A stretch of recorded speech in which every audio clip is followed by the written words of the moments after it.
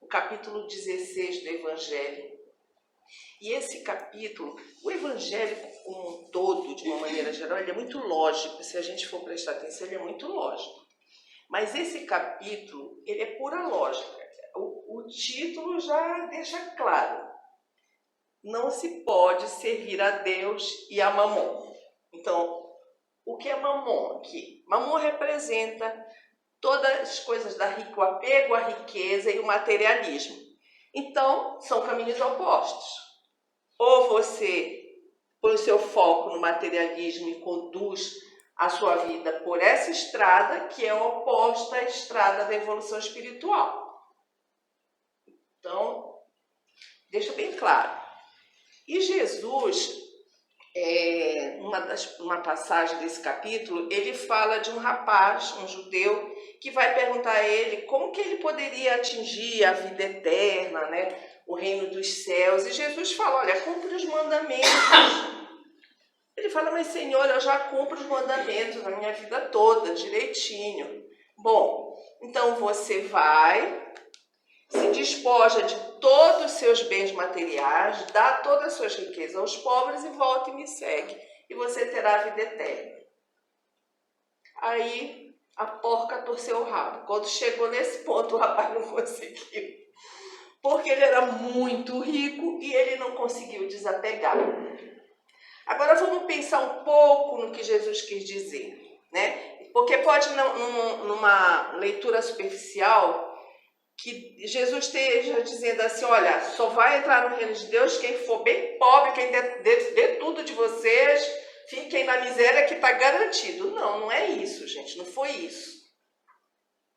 O que Jesus quis apontar ali, e que ele sabia que aquele rapaz tinha, e que ele precisava ainda crescer, amadurecer espiritualmente, era apego. Ele tinha apego à questão material. O que acontece na nossa vida? Eu acho que todos vocês passaram pelo plano Collor, só se tiver alguém bem bebezinho aqui que não passou. E vocês devem ter ouvido falar de pessoas que se mataram por perda de suas empresas, por perda de dinheiro. Isso é uma realidade no nosso tempo.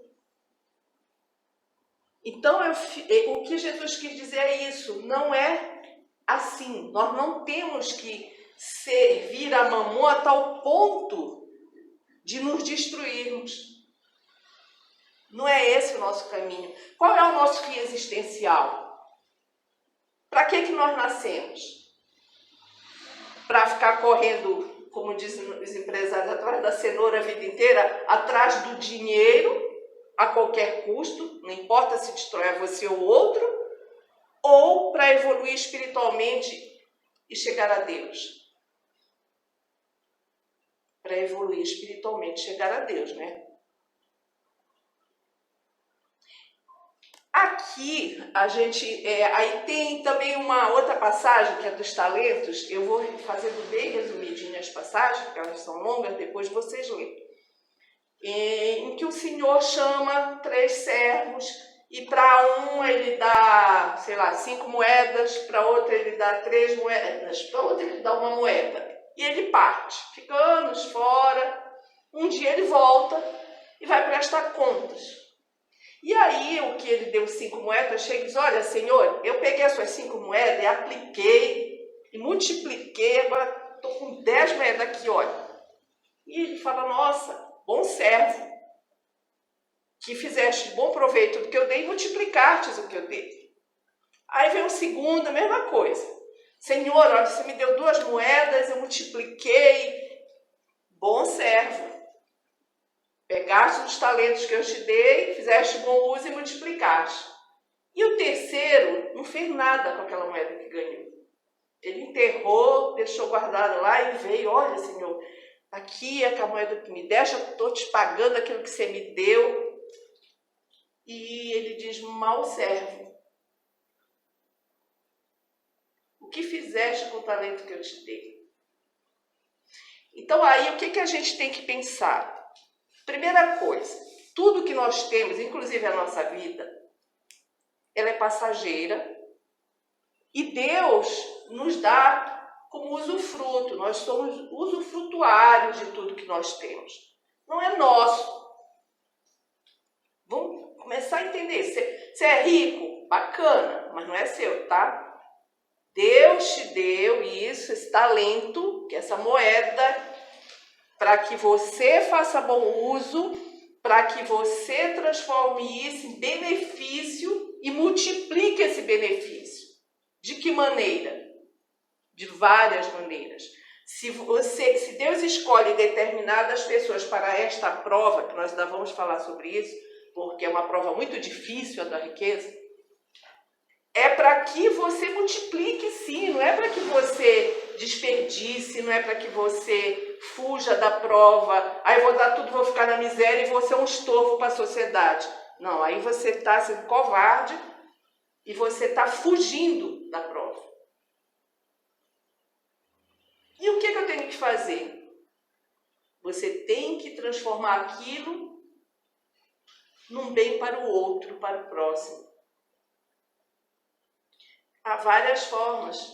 Se você tem uma empresa, uma das formas mais maravilhosas é o emprego. Você dá emprego para aquele ser humano poder se sentir digno, produzir, e a cada um dentro do seu patamar produzir também. Veja, eu estou falando aqui de coisas materiais, mas as riquezas não são só dinheiro, empresa. Existe a riqueza do intelecto, existe a riqueza da fala. Você fala, o que você faz com a sua fala? Você diz coisas que destroem o outro ou você usa a sua fala para construir? A riqueza de ouvir. O que você faz com os seus ouvidos? Você tem a caridade de ouvir? Ou você só quer ser ouvido? Porque o grande nó da coisa é, você recebe um talento e você fica só para você? Acho que quase, não sei se todo mundo já viu Adorável Avarento, mas é mais ou menos que nem aquilo. O cara ficava trancado com aquilo tudo mesquinhamente para ele e aquilo desaparece, gente. Então, qual é a nossa obrigação? Multiplicar aquilo que a gente recebe, mas multiplicar com sabedoria. Multiplicar na caridade. Ah, mas a caridade pode ser doar uma coisa material, pode ser ouvir, pode ser uma caridade moral, pode ser uma atitude afetiva, um acolhimento, não importa. Todos podemos fazer caridade. Todos podemos doar. Não existe quem não possa doar. Quem só precisa receber. Né? E aí, a gente não pode imaginar que a riqueza é uma coisa ruim. Porque se fosse ruim, Deus não tinha posto, gente. Deus não cria coisa que não presta. Quem cria coisa que não presta somos nós, pelo mau uso que fazemos do que Ele nos dá. Se Deus criou a riqueza, é uma coisa boa. Por quê? Porque nós precisamos de progresso.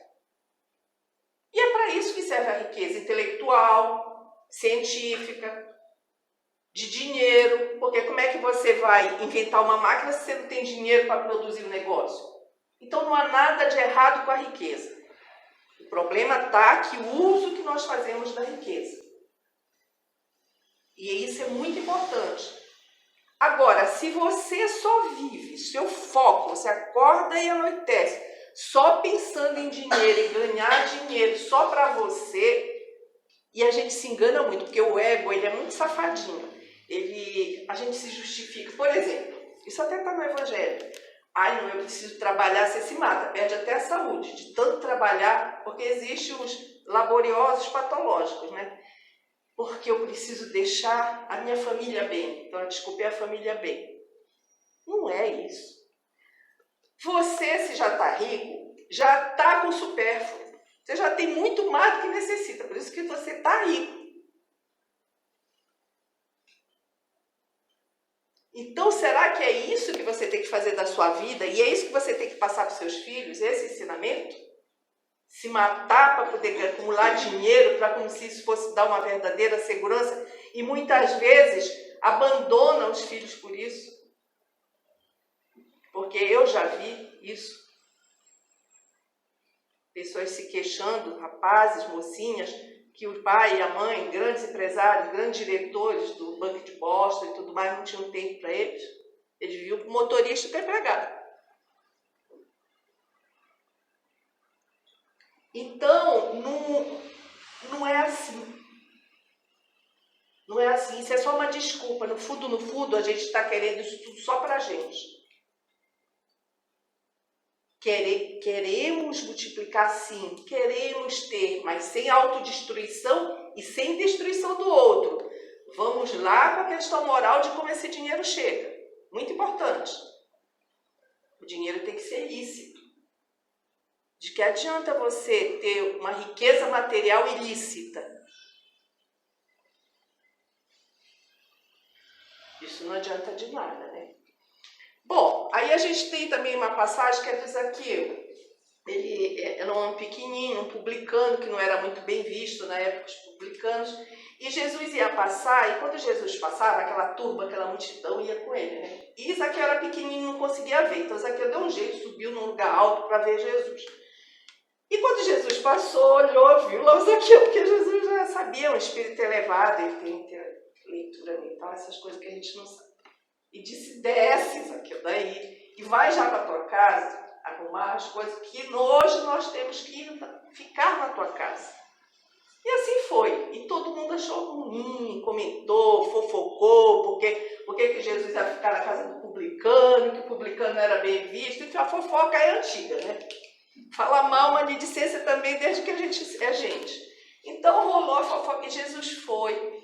E o que aconteceu lá de muito importante? O que aconteceu foi que Zaqueu tinha uma inquietude interna que precisava de Jesus. E isso já estava nele, no inconsciente dele, por isso que ele estava buscando. E ele se vira e diz, olha, Senhor, eu dei metade da minha fortuna para os necessitados, das minhas posses. E aqueles que eu tenho consciência que eu fiz mal, eu estou retribuindo 4 vezes mais aquilo que eu fiz de mal. Então, se eu dei um prejuízo de R$1.000, eu estou pagando R$4.000 para me penalizar, para me desculpar, para rever o meu mal feito. E Jesus diz, a salvação chegou nessa casa. Porque diz aqui, eu entendeu o uso do dinheiro. Então, é aquilo que ele estava falando. Ter riqueza não é problema, mas o que você está fazendo com ela? Você pode fazer um bom uso, e isso é fator de crescimento espiritual para o rico. Porque é para isso que ele veio. Ele está cumprindo a tarefa dele com dignidade, com a certidão, do jeito que manda as leis divinas. Sem ferir, sem denigrir, servindo ao próximo, sendo caridoso. A gente precisa entender que a caridade, ela não é só para aquela pessoa que está na mendicância. A caridade é para comigo, é para com vocês, é para com nossos familiares, é para com o colega de trabalho, para com qualquer um. E ela é a grande moeda. A gente vai mais adiante falar dela um pouco.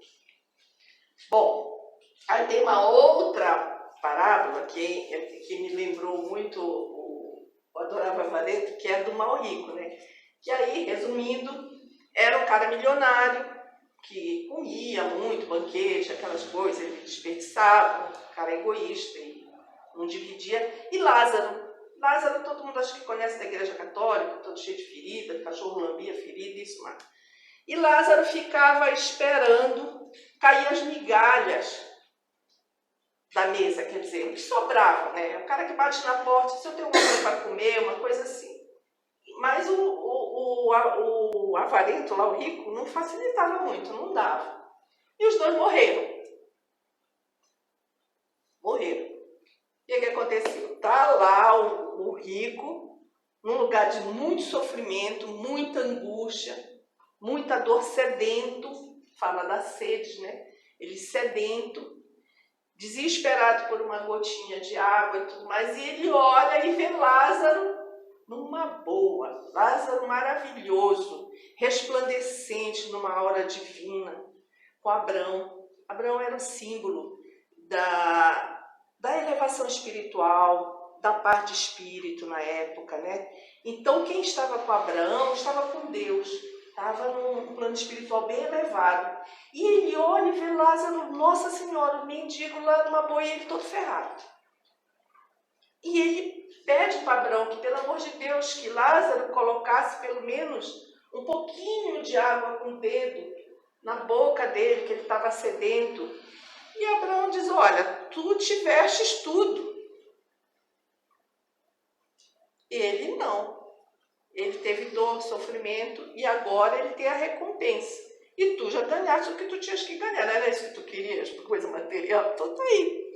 Porque somos nós que escolhemos. Lázaro escolheu um caminho. O rico escolheu outro caminho. E ainda tinha um detalhe, tinha um abismo enorme entre os dois. Um não podia passar para o lugar do... Quer dizer, Lázaro até poderia vir até ele, se fosse permitido. Mas ele não poderia ir até onde está Lázaro. Isso acontece, os espíritos superiores, eles podem, tanto que Jesus veio até nós. Eles podem vir, porque eles estão muito acima. Só que nós, que somos inferiores, só podemos ir do nosso nível para baixo. Nós não temos condições, estrutura moral, espiritual para ascender. Entendeu? Então é por isso que tem aquele símbolo do abismo. E o que representa? Lázaro representa os excluídos da terra, as pessoas que estão em sofrimento, que não têm o que comer, que não têm o que beber. Né? Aqueles que a gente despreza, às vezes não é só comida e bebida. Às vezes o cara tem que comer e beber, mas a gente dá um desprezo afetivo. E o outro são os abastados, mas que estão no egoísmo, que não dividem, que não compartilham, que não diminuem a dor do seu irmão, que estão conscientes que ela existe e não fazem nada. Né? Eu espero que a gente, como espírita, não caia nessa, que a gente consiga exercer a caridade. E é uma questão de treino. Não é só uma questão de eu já entendi o que é a caridade. Tá, entendeu? Tá fazendo? Porque se não está fazendo, não adianta nada entender. Tá? Então, a gente percebe aí que a questão não é a riqueza. A gente não tem que ter, isso é um exemplo, que você não pode ter inveja de quem é rico. Não tenha, porque é uma prova muito difícil. É uma prova que alimenta, que nutre o orgulho e o egoísmo. Porque a gente fica... E nutre também a facilidade para o vício, para as coisas que levam o espírito ladeira abaixo. É muito mais difícil do que a da pobreza. Porque muitas vezes a da pobreza, por causa da dor, muitas vezes você diz, Senhor, você pede, pelo amor de Deus, alguém me acuda, Pai, me acuda. Isso às vezes te faz, pela dor, a pedir um socorro divino. Enquanto que muitas vezes a riqueza não. Porque uma riqueza, gente, mal utilizada, é duro, viu? Porque há muito... Quem ganhou muito vai ser muito cobrado. E é uma prova que todo mundo um dia vai passar, porque você sabe que são várias encarnações, todo mundo vai passar por ela. E ela não é fácil. Então aí eu fico pensando assim, tá, e o que a gente vai fazer? Quais são as riquezas que valem a pena? As riquezas que valem a pena para o espírito são as morais. É o exercício da caridade, é o exercício do bem, sabe? É você ser uma pessoa reta, o mais possível, moralmente digna, de olhar o teu próximo como você gostaria de ser tratado. Nós não somos perfeitos. Ah, mas eu não sou perfeito, eu vou errar. Tá, eu erro também. Mas isso não é desculpa para não levantar, corrigir, não errar de novo. E assim a gente vai caminhando. O importante é a gente entender que quando a gente morrer, o título, se você era o rei da Bismânia, não sei da onde, não sei onde que tem rei, marca, eu nem sei. um rei importante, que todo mundo paparica, que todo mundo serve, não vale nada no plano espiritual. Nada. Os títulos não valem nada. Existe uma frase que eu já ouvi várias vezes, de várias pessoas. A pessoa diz assim, mas não pensa, né? Essa que é a verdade. Se pensasse, é uma frase muito... A palavra certa é burra, muito burra, que diz assim, eu não preciso de ninguém para nada, eu não preciso de ninguém. Não existe isso. Nós somos interdependentes. A nossa evolução, o nosso crescimento está diretamente ligado um ao outro. Não existe quem não dependa, entre aspas, um do outro para existir. Nós somos seres sociais. Se a gente nascer e não tiver ninguém para cuidar, já era, a gente não aguenta. Tem aquela velha frase que diz que a menor distância para Deus é o próximo. E é, porque é lá que nós vamos fazer exercício. É lá que nós vamos também ver muita coisa que a gente projeta no outro, né? A gente fala, porque fulano é chato, porque fulano é isso, fulano é aquilo, é muita coisa que, na verdade, é da gente. Que a gente não tem uma consciência clara daquilo e a gente fica vendo no outro, como se fosse um espelho, né? E isso é importante, desde que a gente tome consciência. Então, a gente, para evoluir, nós temos que investir não na coisa material, mas isso não quer dizer que você não tem que crescer, você tem que ganhar seu dinheiro, se sustentar. Para isso que você ganhou o talento, a inteligência, a capacidade de produção. Então, vamos sim, vamos avante. Porque o planeta tem que se desenvolver e nós temos responsabilidade sobre isso também. Agora, se para ganhar dinheiro, só pelo dinheiro, eu vou destruir o planeta, eu vou destruir uma espécie, eu vou destruir um irmão, como a gente sabe que existe de tudo nessa vida, aí não, né, gente? Aí não, porque é um preço muito alto que a gente vai pagar depois. Porque só nós somos responsáveis pela nossa evolução. Ninguém pode fazer pela gente. Só nós vamos responder a grande pergunta: o que tu fizeste com a vida que eu te dei? Cadê as tuas riquezas morais? O quanto de caridade você fez com o teu irmão? Cadê o teu tesouro? É isso que vai contar no plano espiritual. Não é o título, não é se você é rei, não é se você é bonito, é gostosão, é isso, é aquilo, essas coisas supérfluas mesmo, sabe? Mas tudo bem, se você é bonito, ótimo, o que você está fazendo com isso? Isso está sendo fator de crescimento para você ou de destruição? Então, gente, a coisa mais importante que a gente tem que pensar é assim, como eu estou vivendo? Como eu estou usando o que eu tenho? Meu dinheiro, meu tempo. Como você está desperdiçando o teu tempo? No vício? Ou você está fazendo alguma coisa com o teu crescimento intelectual? Porque o aprendizado, as coisas do intelecto você leva. O espírito fica. Por isso que a gente fala, estude, vamos estudar, gente, vamos aprender, vamos esclarecer mais. Isso abre a mente. O evangelho, ele é lógico, ele é muito racional. Então, porque tem gente que diz assim, mas isso aí fala muita religião, eu sou muito lógico. Ué, se você é lógico, então leia. Você vai ver que é lógico. E o que você está fazendo com o teu crescimento moral? Você está praticando a caridade? Como eu falei, não adianta só saber. Porque a parte mais fácil é a gente entender. Quem tem uma inteligência normal, lê, compreende, está feito, está entendido. Agora, está fazendo, está exercitando, está praticando. Então, esse é o tesouro. Aí que a gente tem que investir a nossa energia. A vida é muito rápida. Essa vida aqui no planeta é um segundo, quando a gente vê, pau, já foi. Então, não é bom perder tempo. Porque a gente pensa que está fazendo só pelo outro, mas ele está fazendo pela gente. A gente cresce tanto, porque todos vamos passar por prova, todos vamos passar por dor. E quando ela vier, se a gente estiver forte no espírito, se a gente estiver forte na fé, gente, a gente passa com resignação.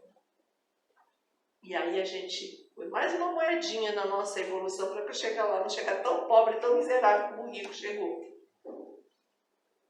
Então era isso, para a gente pensar um pouco no que a gente está fazendo com as nossas riquezas, os nossos talentos que vão desde os nossos braços, nossa perna. Eu fico maravilhada quando vejo jogos pan-americanos do pessoal que tem dificuldade, não tem braço, não tem perna, aqueles caras nadando. Eu digo, gente, eu não sei nadar, os caras nadam e ganham medalha. Olha que maravilha que é o ser humano, o espírito do ser humano, não se permitir a queda por uma dificuldade. Gente, isso é real. Isso está aí, as pessoas fazem. A gente também é forte em outras coisas. Todos nós temos força e todos nós temos fraquezas. Então, vamos aprender com as nossas fraquezas e nos fortalecer. Porque é para isso que a gente está aqui. Tá bom? E era isso. Eu espero que a gente possa pensar um pouco mais antes de agir também, né? Obrigada.